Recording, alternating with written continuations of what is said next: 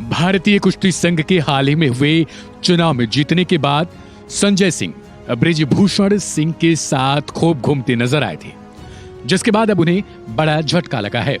दरअसल खेल मंत्रालय ने उनके साथी WFI को भी निलंबित कर दिया है। हाल ही में संपन्न हुए चुनाव में बीजेपी सांसद बृजभूषण शरण सिंह के करीबी रहे संजय सिंह को जीत मिली थी और पहलवान अनीता श्योराण की हार हुई थी।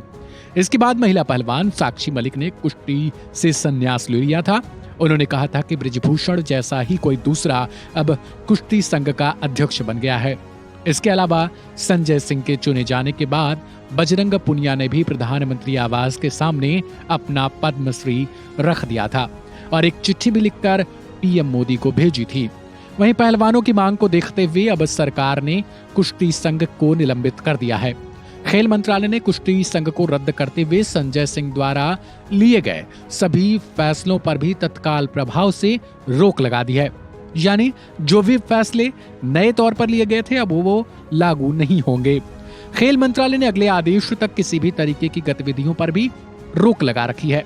बता दें कि WFI को लेकर दिए गए निर्देश में कहा गया है कि ऐसा प्रतीत होता है कि मानो पुराने पदाधिकारी ही सारे फैसले वर्तमान में भी ले रहे हों।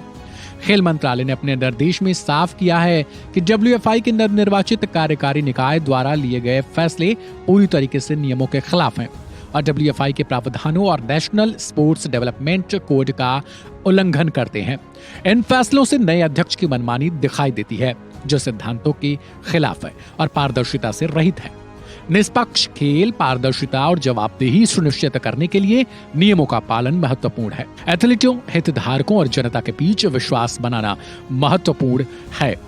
यानी इन फैसले को आप इस बात से जोड़ सकते हैं कि लगातार संजय सिंह बृजभूषण सिंह के साथ घूमते दिखाई दे रहे थे और बयानबाजी भी कर रहे थे और बृजभूषण लगातार ये कहते हुए नजर आ रहे थे कि जो पहले होता रहा है वही होता रहेगा। इधर सालों से जारी धरने के बीच पहले जो बृजभूषण के अध्यक्ष रहते हुए थी उसे पहले ही WFI को भंग किया गया था।